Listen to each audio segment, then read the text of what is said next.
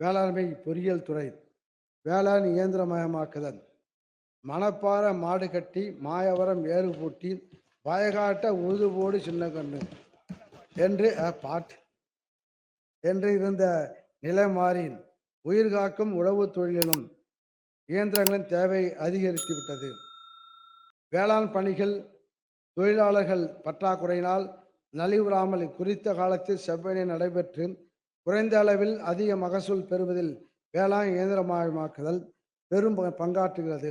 இதனை கருத்தில் கொண்டு வேளாண் இயந்திரங்கள், கருவிகள், மதிப்பு கூட்டும் இயந்திரங்கள், சூரிய கூடார உலர்த்திகள் போன்றவை உழவர்கள் பயனடையும் வகையில் மானியத்தில் வழங்கப்பட்டு வருகின்றன. வேளாண் இயந்திரமயமாக்கும் திட்டத்தின் கீழ் சிறு குறு ஆதி திராவிடர் பழங்குடியினர் மற்றும் பெண் உழவர்களுக்கு வேளாண் இயந்திரங்கள் மற்றும் கருவிகளின் விலையில் 50%, இதர உழவர்களுக்கு 40% மானியம் வழங்கப்பட்டு வருகிறது.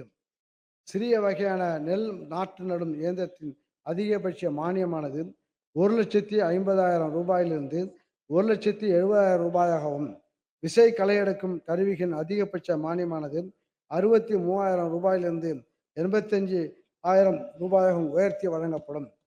மேலும் சிறு குறு உழவர்கள் சிறிய நிலப்பரப்பில் வேளாண் பணிகளை தாங்களே மேற்கொள்ள உதவிடும் வகையில் உழவர்களுக்கு 7,900 பவர் டில்லர்கள், 6,000 விசை களையெடுப்பான்கள் மானியத்தில் வழங்கப்படும்.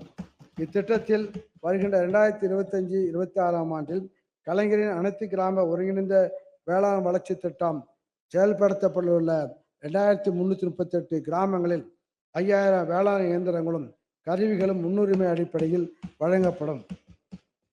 நெல் நாற்று நடும் இயந்திரம், விசை களையெடுப்பான் ஆகியவற்றை வாங்கிட சிறு குறு உழவர்களுக்கு நடைமுறையில் உள்ள 50% மானியத்துடன் கூடுதலாக 10% சேர்த்து 60% மானியம் வழங்கப்படும். இதற்கென மாநில நிதியிலிருந்து ரூபாய் 5 கோடி ஒதுக்கீடு செய்யப்படும்.